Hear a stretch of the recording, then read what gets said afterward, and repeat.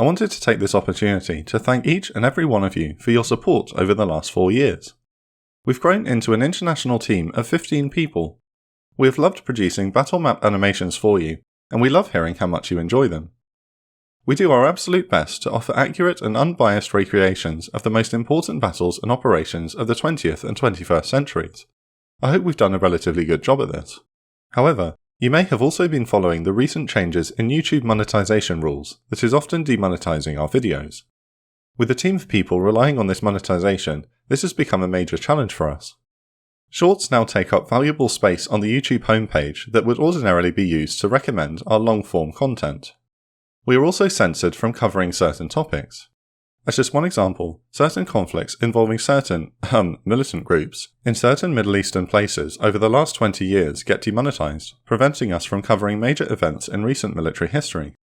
When videos are demonetized, it's YouTube policy to specifically not tell us the reason, in case we don't do that thing again, or something. With that in mind, this video is sponsored by our new and updated Patreon. We've got lots of exciting new benefits, and are creating a community where we can interact with you more directly. We're uploading all videos completely ad and sponsor free. We've launched a new Q&A series on the Intel Report, where Patreons can directly ask the follow-up questions to the operations room on the Intel Report videos. We'll be featuring your reactions and comments to early releases on the videos themselves when they later upload to YouTube. You'll also gain access to Patreon-only events, competitions, and giveaways. We'll continue to commit to our YouTube release schedule as is, but we will also be able to release videos on censored topics and videos that have been demonetized on Patreon. Absolutely no pressure at all, but if you would like to support us, it would be amazing. Please take a look at the link in the description and pinned comment below. No problem at all if not, we appreciate all of your support since April 2019. 14 B-52H Stratofortress strategic bombers begin rolling down the runway at RAF Fairford in the United Kingdom at just before 1 PM local time on the 21st of March 2003. The crews of the aircraft queuing on the taxiway wave small American flags out their windows before joining the main runway, drawing cheers from the ground crews. The B-52s are on their way to their target, Baghdad. There, they will join coalition aircraft to bring shock and awe to Saddam Hussein's military. 4 B-2 Spirit stealth bombers and a further 14 B-52s also take off from the British base at Diego Garcia in the Indian Ocean. Like the B-52s flying from the UK, these aircraft are en route to the operational area. Aboard the aircraft carrier USS Constellation, Captain Mark Fox has briefed the pilots of Carrier Wing 2, whose 20 FA-18C Hornet strike aircraft are part of the first wave heading to Baghdad. Due to press reporters listening in on the briefings, Fox and his subordinates are careful not to disclose sensitive information, while also giving their men a clear picture of what to expect before sending them to their aircraft.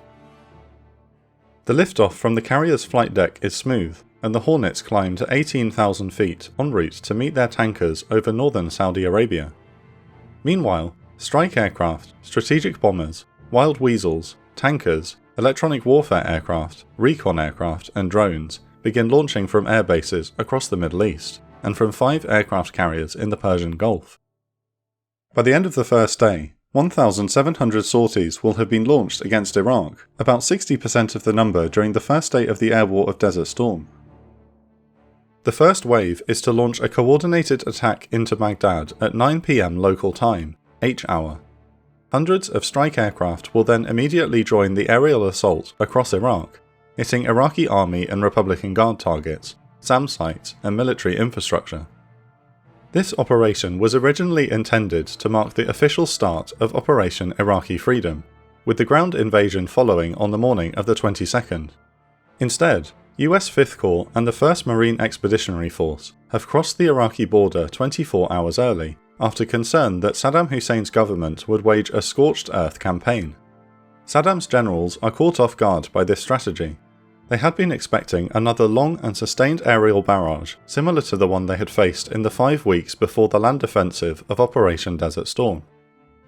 With the Iraqi military knocked back on its heels, the leader of Central Command, General Tommy Franks, and the Air War Commander, Major General Buzz Mosley, decide to proceed with the first day of the planned air offensive, A-Day.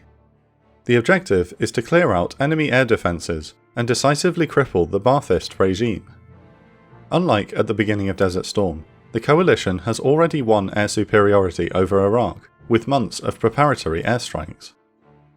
When planning for Iraqi freedom began, General Mosley estimated that his air forces would need 10 to 14 days to pummel Saddam's air defences before the invasion could start. General Franks was unhappy with this. He believed the lightning war on the ground should be supported by a lightning war in the sky.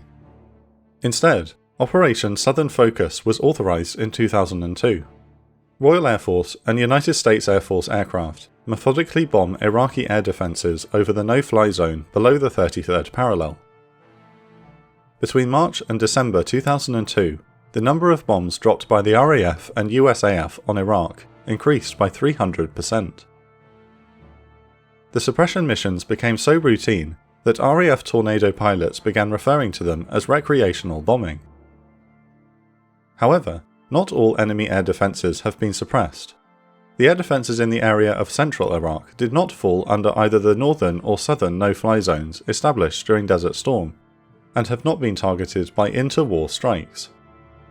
Coalition intelligence has identified over 200 threats within this area, including Soviet-built SA-2, SA-3 and SA-6 launchers, French-made Rolands, and even an American-produced Hawk SAM battery, which was captured by the Iraqi army during the invasion of Kuwait in 1991.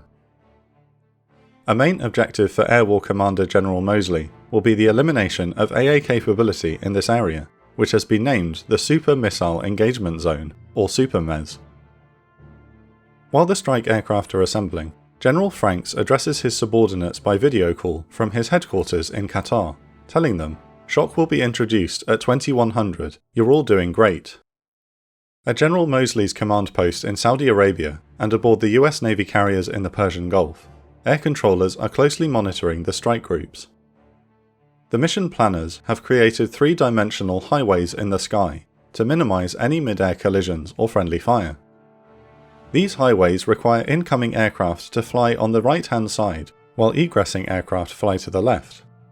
These paths are to be strictly followed by the aviators as they fly into enemy airspace. An aerial innovation will help the coalition improve over its performance from Desert Storm. Both the United States and United Kingdom have since built fleets of UAVs, which can provide valuable intelligence without putting their operators in danger. A year earlier, the US Air Force unsuccessfully attempted to shoot down an Iraqi MiG-25 using a Predator drone, but the episode spooked Iraqi High Command into ceasing aerial patrols. In preparation for A-Day, unarmed Predator drones have been loitering above Baghdad to document enemy air defences. At just before 9 PM, Navy Special Mission C-130s drop 3 Fire-B target drones and peel away while the drones continue on a predictable heading towards Baghdad. These drones are to act as decoys and draw the attention of Iraqi air defences away from the incoming raids. Arriving on station simultaneously, the B-52s from the UK and from Diego Garcia fulfill a similar task to their first actions during Desert Storm. The Stratofortresses launch 100 AGM-86C cruise missiles from both the northwest and southeast of Iraq, the largest air-launched cruise missile attack in history. The Stratofortresses turn for home, while the US Navy warships in the Persian Gulf launch Tomahawk missiles. A-Day will see 504 cruise missile strikes against regime targets. The first strike on Baghdad will come in 3 waves and attack over 100 targets in the capital. While the Fire-B target drones distract the anti-aircraft batteries around the city, the cruise missiles will strike Ba'athist targets and Republican Guard command posts to further draw Iraqi anti-aircraft fire. They will then be followed by 12 F-117 Nighthawks, supported by 10 EA-6B Prowlers, which will jam enemy radars. If the Prowlers detect Iraqi fire control radars, 8 F-16CJ Wild Weasels will be vectored to destroy the enemy with radar-seeking HARM missiles. 4 B-2 stealth bombers, 20 FA-18s, 8 F-14s, and 8 F-15Es will follow in to hit targets in the city after the Iraqi air defences have been exhausted. Immediately following the initial attack in Baghdad, hundreds of strike aircraft will execute their planned missions to attack military installations across the country. The B-1B Lancers will act as so-called roving linebackers, patrolling Iraqi airspace and awaiting the order to unleash their munitions on targets of opportunity. More airstrikes by RAF Tornadoes and B-1Bs will simultaneously target what remains of Iraq's Air Force and SAM capabilities around the Supermez. Altogether, the A-Day strike aircraft will carry out more than 1,700 sorties against Saddam's regime. The Firebee target drones launched earlier arrive over Baghdad and have their intended effect. Iraqi radar teams take the bait and switch on their radar sets to lock onto the drones. Anti-aircraft fire erupts wildly into the night sky. Once the drones are within the city limits, they release aluminium chaff strips, scrambling Iraqi radar sets even further. At exactly 9 PM, H hour, the first AGMs and Tomahawks scream into Baghdad. Just as planned, the Iraqi defenders open fire with all the weapons at their disposal. Like in 1991, news organisations have trained their cameras on the city and broadcast the opening salvo of the air offensive live to the world. This time, none of the bridges over the Euphrates or Tigris rivers are bombed, as the American forces will soon need these crossings in their drive northwest. With new intelligence on the dire state of Iraqi infrastructure, electricity and water systems will also be spared. Thus, those watching at home are treated to the strange sight of downtown Baghdad being hit by cruise missiles while the city is still fully lit. The night before, the Bush administration removed over 500 targets from the strike list, worried that Saddam's government might collapse too quickly and leave the country in anarchy. While the cruise missiles are pummeling Baghdad, the F-117s have encountered a problem. Because of the large number of aircraft involved in the operation, all KC-10, KC-130 and KC-135 tankers are swamped by refueling missions, and 9 of the 12 Nighthawks have been unable to tank on schedule. Only the 3 remaining F-117s have continued to Baghdad. Once the city is in sight, they split up and prepare to execute their attack runs from different directions to dilute enemy AA fire. Colonel Matthew McKeon, Major Stephen Ankerstar, and Captain Brent Blake seek out their targets.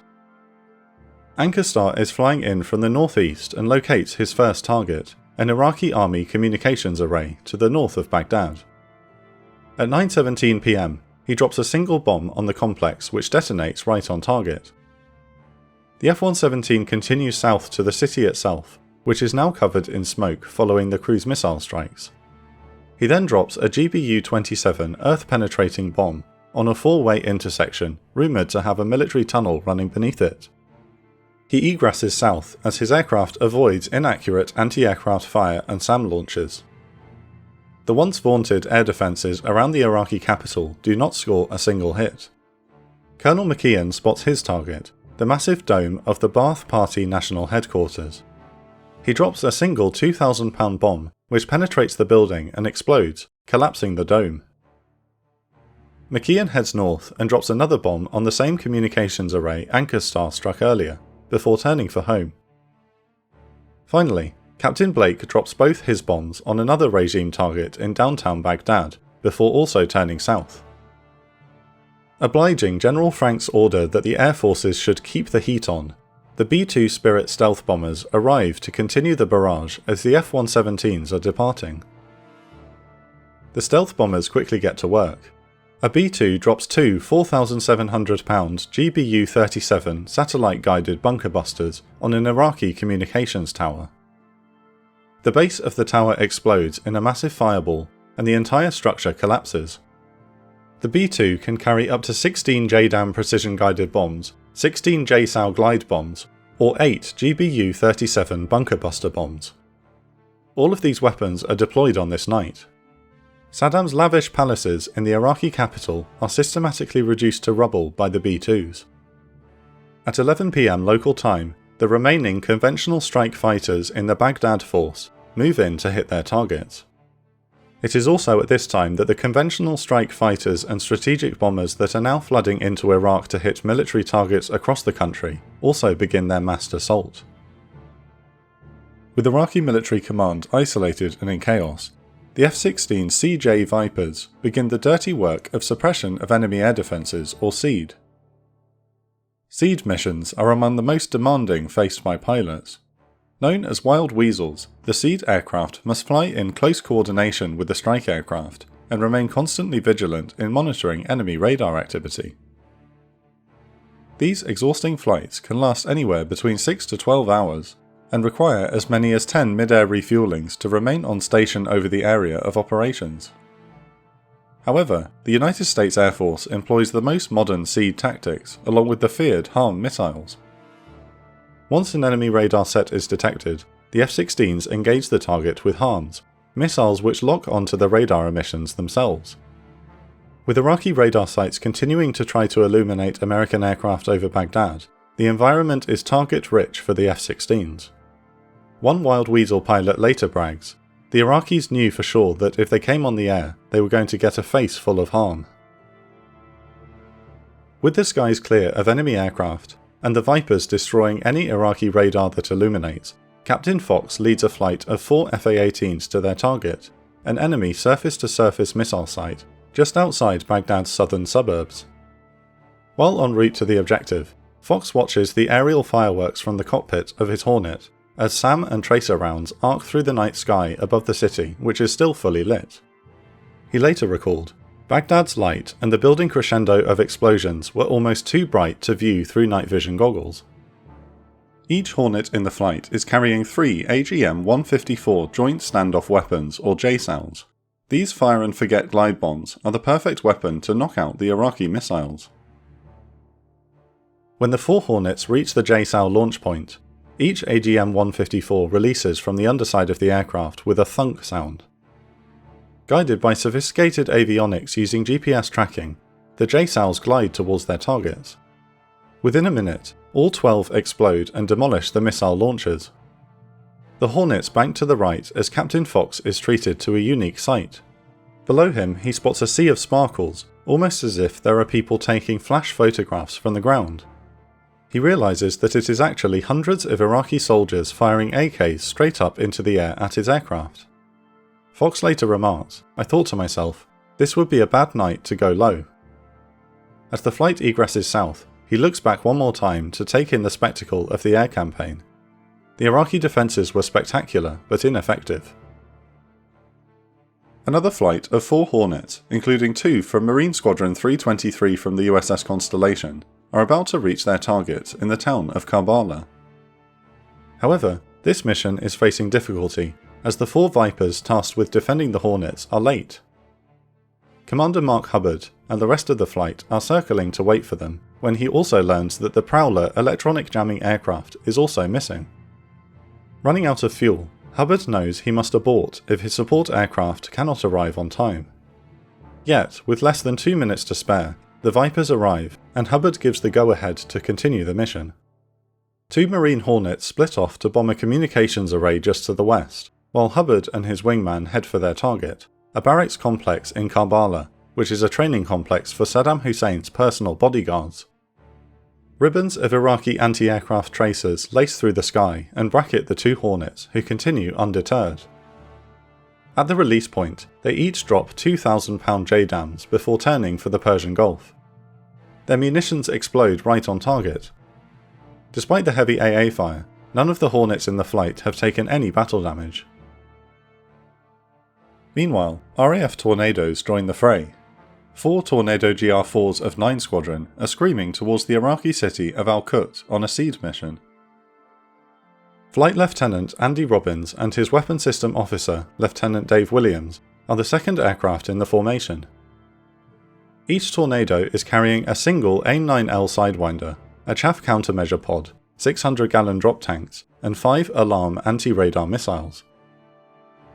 Robbins and Williams receive a warning telling them that their aircraft's avionics cooling system has failed, followed quickly by another informing the men that the radar homing and warning receiver has also malfunctioned. Despite the cascading failures, Robbins closes up to the lead aircraft to effectively share their warning receiver.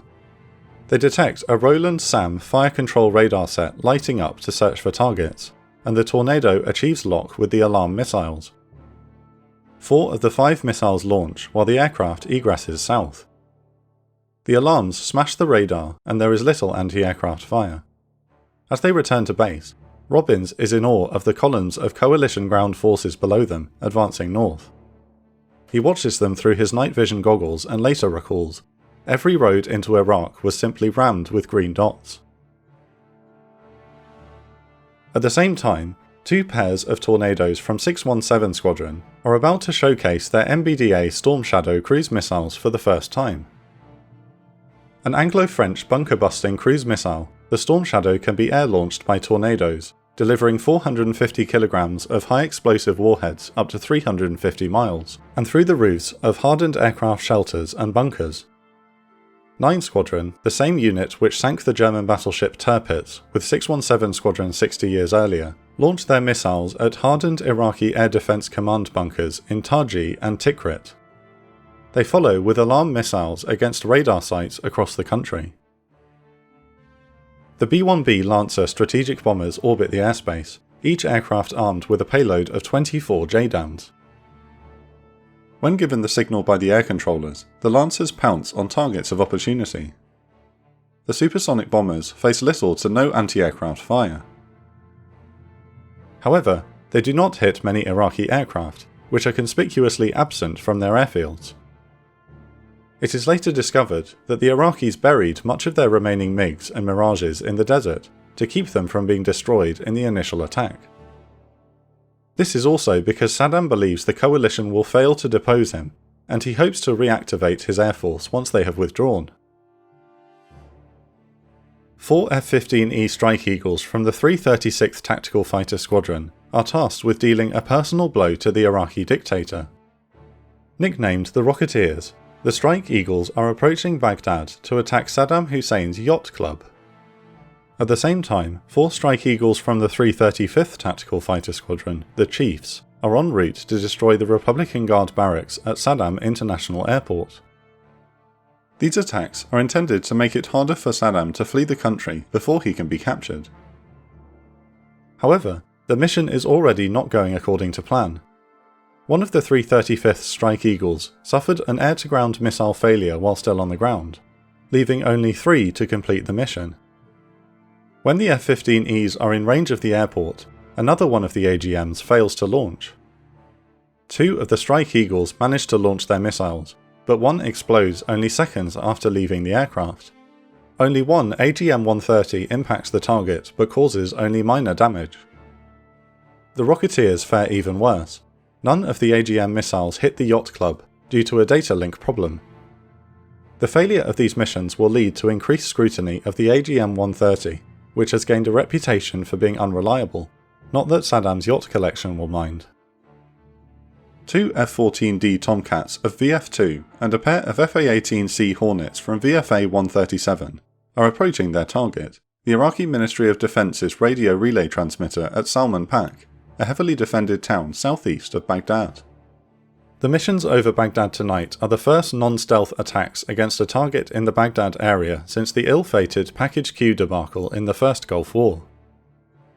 Lieutenant Commander Kurt Frankenberger is piloting the lead Tomcat, and immediately loses count of the number of SAM launches against the formation, recalling, "We had to trust our systems and visually confirm that each missile did not appear to be tracking, then disregard it and evaluate the next one."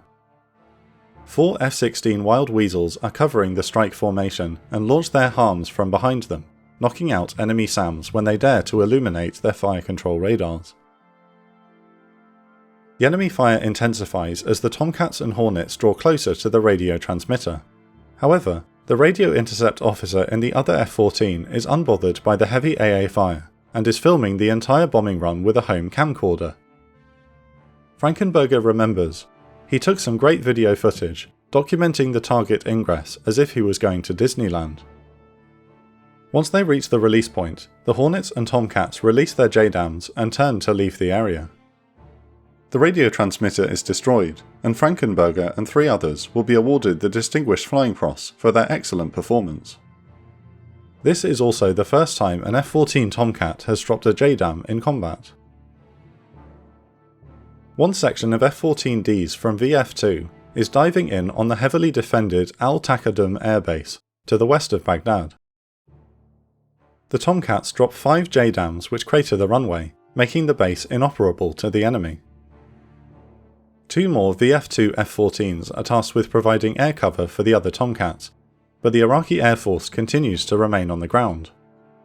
The bombing continues throughout the night and into the early morning hours of the 22nd of March. 4 FA-18Cs and 2 F-14s from the USS Abraham Lincoln strike a missile production facility in Karbala. The Tomcats dive in fast, releasing 4 2,000-pound JDAMs.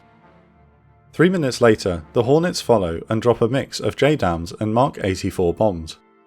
The Iraqis launch several SAMs at the aircraft, but none track, and they make it back to the Abraham Lincoln without further incident. 2 wings of Tornadoes from RAF-12 Squadron are heading straight into the teeth of the Super-Mes. The first wing of 8 Tornadoes smash Iraqi radar sites near the northern city of Mosul with their alarm missiles, losing no aircraft in the process. The second wing of 7 Tornadoes is commanded by Squadron Leader Kev Rumans. Their task is to destroy the Republican Guard barracks in the heavily defended town at Saribadi, 30 miles southwest of Baghdad. To minimise exposure to Iraqi anti-aircraft systems, Rumans leads the Tornadoes in line abreast so they can each fire 2 alarm missiles once enemy SAM radars light up, while simultaneously dropping Paveway 2 laser-guided bombs on the barracks. With the sun starting to appear on the horizon, the Tornadoes launch their alarms while unleashing all 21 of their paveways on the target within a 2-second window. With so many missiles and bombs in the air, Rumans later says, "I remember thinking to myself that it looked like a scene out of the movie Armageddon." The Tornadoes beat a hasty retreat to avoid SAM launches, but satellite imagery later confirms the paveways have scored 21 direct hits on the Republican Guard barracks. With the sun now rising over Baghdad, the first night of A-Day is over, and the remaining strike aircraft egress back to their bases. They are soon replaced by Hornets and A-10 Warthogs, along with US Marine and RAF Harriers, which arrive to provide close air support for the ground forces advancing further into Iraq. Much like its predecessor 12 years earlier, the first night of the air war over Iraq is a success. In some respects, it is an operational improvement, as no coalition aircraft are shot down. This is mostly due to weaker than expected Iraqi resistance. Furthermore, major Iraqi airfields are rendered unusable by JDAM and Storm Shadow strikes, knocking the Iraqi Air Force out of the war in the first few hours. In contrast to the Desert Storm Air War, the Iraqi Air Force does not take to the skies during the entire campaign. When asked by the press why the Iraqi Air Force will not come out to fight, General Mosley responds, "I believe that he has not flown because in their mind they've made a calculation that they will not survive."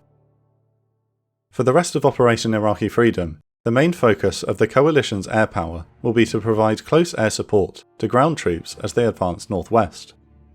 Michael Knight, a British defence analyst, will later observe, in contrast to the beginning of Operation Desert Storm, which had been a triumph of orchestration, the opening of Operation Iraqi Freedom would prove to be a triumph of improvisation. Despite radical changes made to the plan in the hours before the attack, the air offensive smashes Iraqi defences to bits. A-Day is such a complete success in neutralising enemy air defences that the non-stealth B-1B bombers are able to fly daytime missions over the Super-Mes by the 3rd day of the campaign. The coalition ground forces will enjoy unrivaled air superiority as they advance northwest. However, the air campaign does not deliver a strategic knockout blow as hoped. The decision to remove key regime targets from the list at the last minute spares much of Saddam's military capability. Unlike Desert Storm, his forces will continue to fight hard against the advancing coalition forces. Thanks again to our patrons who help to make these videos possible. Your support is the reason we can produce series like this. Welcome to all our new patrons this month, and special thanks to our patron of the week, Sean Heydrich, who's been a long-time supporter of the channel. Each week we select our favourite Patreon reactions to shout out. This week our favourite patron comment is from Rob Crocker, who says, "It would be a bad night to go low, now that's what we call foreshadowing." If you'd like to join our Patreon and get access to exclusive benefits such as early access to videos ad and sponsor free, we would love to have you as part of our community.